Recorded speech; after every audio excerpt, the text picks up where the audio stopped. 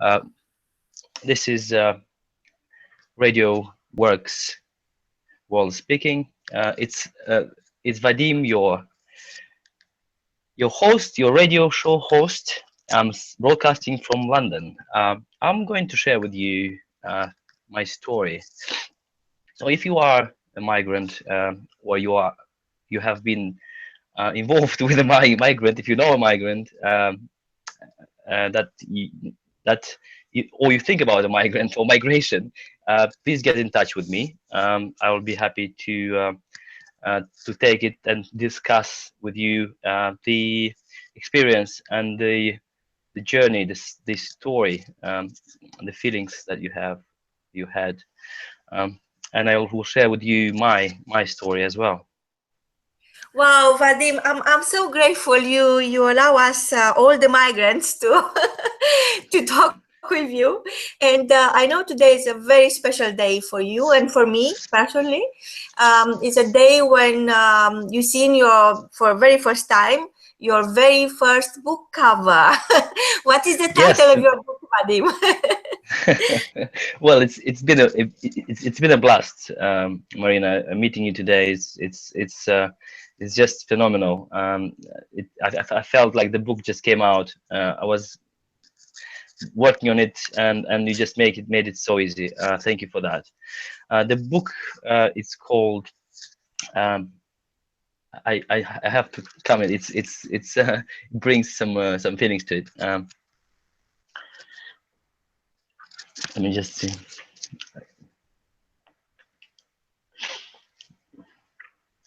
And remind me, it's something like I feel a bit. I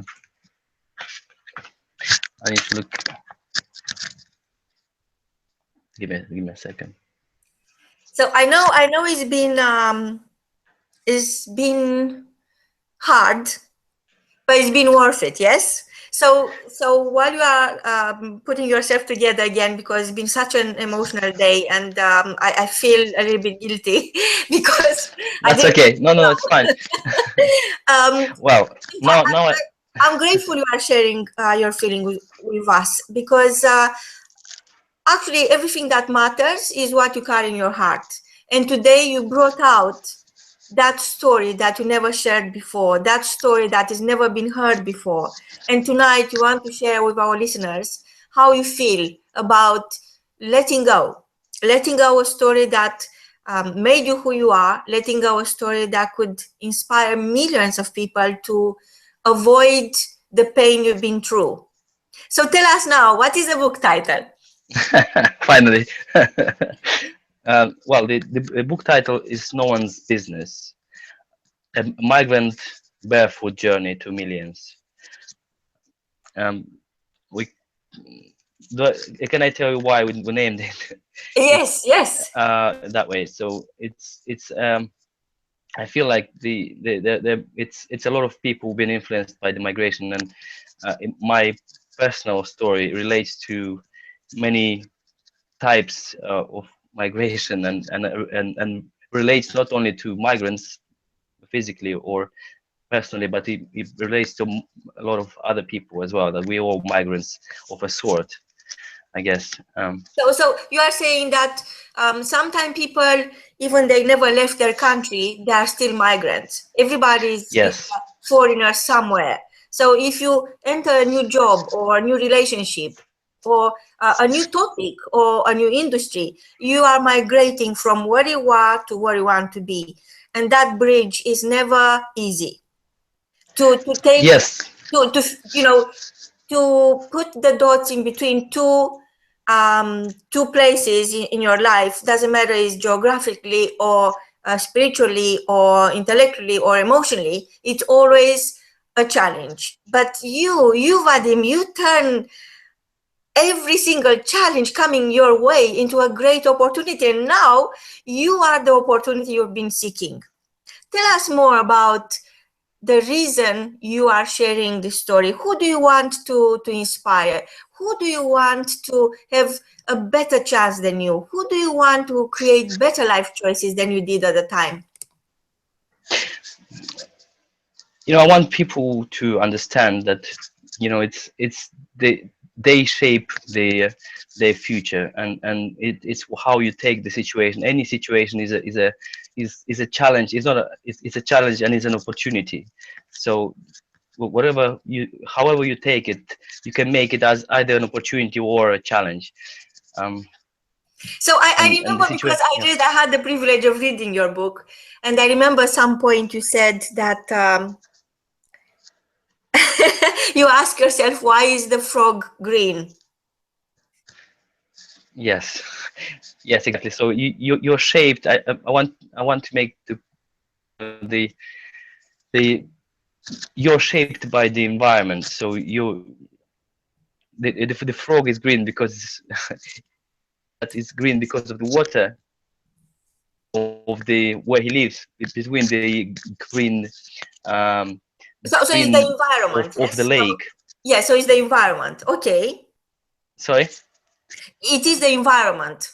environment. Yes, it's about the environment it lives. So But shapes. then but then you ask yourself something very nice, which I really loved. You said, is that, or is that you could become your environment? Yes, it's yes. It's is it I it, is the environment, is the frog green because of the green water, or the water is green because of or the water makes the frog green, or the green of the frog makes the water. So Great. it Yeah, that's the question. So I yes, found that very philosophical, and I know that after that you start sharing your story of what happened to you, and actually what happened for you, because turn out that because of what happened to you at the time, everything that's happening for you now, which anyone could be jealous of you because you are so successful, and you are learning now that everything that happened to you happened for you. And I that's just wonder correct. if you could share with us that part of the story, only if you want. um well, uh, I had always thought about this principle that it happens to you, it's something, is not a pleasant experience. It leads to an experience, leads to a better experience for you, if you're positive and striving towards achieving what you are willing to achieve, um, or you have your dream, or going towards your dream. um, well, I had many experiences. If you can lead me, um, Marina, to the part that you're willing me to discuss, Yeah, to yes, tell you about. only It's if you such a want, because I remember abundance. you were in the airport. Okay. So you still something Well, to do with green or the color of money or something. well, I had the situation, and an experience. I had a lesson, a life lesson, when I was in the when I was already in London, and my the at the time. So let me start from this side, because an ideal. When I was young, I had this thing in my head that, to be successful, I had to to be successful, I had to be to be good at school, and my idea was to be good at the sport. And I luckily I eventually I was um, I I went to um, one of the biggest, the, the most important sports school in Moldova, which is LIRPS. It's called. It's an abbreviation meaning the Liceu, like a school, um, internat for an orphanage school, uh, initially, although there are different types of kids, uh, different kids with parents as well. But it's an orphanage school, sport oriented. So the amount of hours you are dedicated to sport there was greater than the amount you spend reading books or doing any lessons. So I was always striving to succeed in the sport I was doing judo, and I was quite successful at the time in that. And I need to, if I succeed here, my life would be sorted. But then when I reached some point of success, which although at the time for my age and in the country, I was quite successful results. I had nothing. I had nothing to, my dream. I realized that it's not that it's not what I thought it will be. So With that, I'm a migrant as well, and there are billions of people who migrate all the time. And at some point or another, each one of us felt that, yes, I'm here, I can dream big.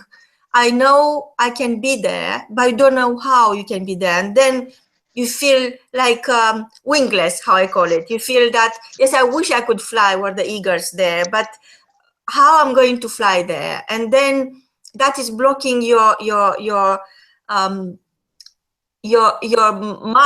into a place where you feel powerless. So, of course, you're very young at the time. You're 19 or 18? when I arrived here, my journey was when I was 19. I had this a 6 months, almost 6 months journey from my country Yes, so I to remember my destination. Yes, I remember in the book you're saying that I start crying when I was reading that. You were saying that people in Western countries, when they go to jail, they'll have TV, they'll have toothbrush, they will have clothes, they'll have a gym. So Yeah. everything you've been dreaming of, you could have only by going to prison into one of these Western countries. Yes.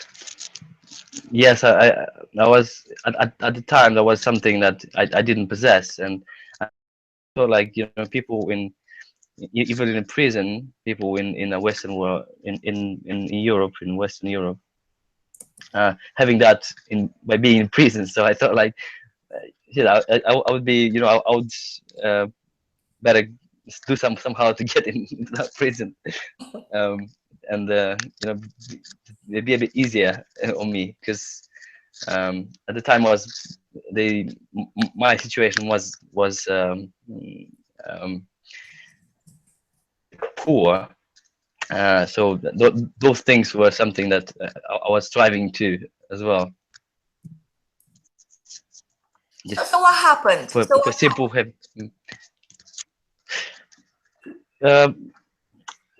so I decided. I had this situation. I had this experience when I sat on the. I would normally sit in those days when with friends, and I was at the time. I just got graduated from this school, and I moved to university. It was my just I graduated. Well, how do you call it? I enrolled into university. I didn't have. I wasn't never there. I knew that I would not do anything in university because I'm spending my time doing sport every day. And I was sitting on that bench and looking at myself, my state, and I decided, and I was thinking where I would be like in 1 year from now, and what will happen. And I look at me, I said like, look, I can't be anymore in this situation. I need to do something to change something. So I had this eagerness to find out how I gonna feel exactly in this moment when I imagine I sit now, wherever you sit now, you just think about how do you feel, what you know, what the thoughts you have about your environment, about, you know, what you are, what you do. And imagine in one year, try to think about what is gonna happen in just in 1 year, exactly in this day. How are you gonna feel, or how your environment will be in that time? And the thing is, if we don't do anything about it, or if we do, you know, if we don't do right steps, or if we don't have a goal, a dream, and we're not moving towards it, you know, I don't think something will change. So at the time, I decided to do something, and I was looking for different ways to to change the situation. Technically, So I because wanted. we all know that unless you change what you are doing, you can't get different results. But when you have no options, no choices, you still have choices, but you can't see them. So I remember you writing in a book that you knew there is more to life, but you didn't know how to imagine or how to access what is that more to life that you could see coming into your life, because you've been working so hard, you've been successful, you did the best you could do considering your circumstances and the location you were at the time, yet you didn't even have a TV, you didn't even have a gym where as an athlete you could go and practice and you know, just take care of what you love doing. So what happened? You enrolled into a university, and then you went to England or a different country? Well, the thing is, if I was quite successful in judo in this this school, and I went to university just for, because it was easy. They need someone to represent the university in the judo, and I didn't have much trouble to enroll there, do an exam or something like that. So I just easily enrolled in. And the situation was that, you know, you don't even have some food sometimes to eat, you know. So and what I did, I found a way that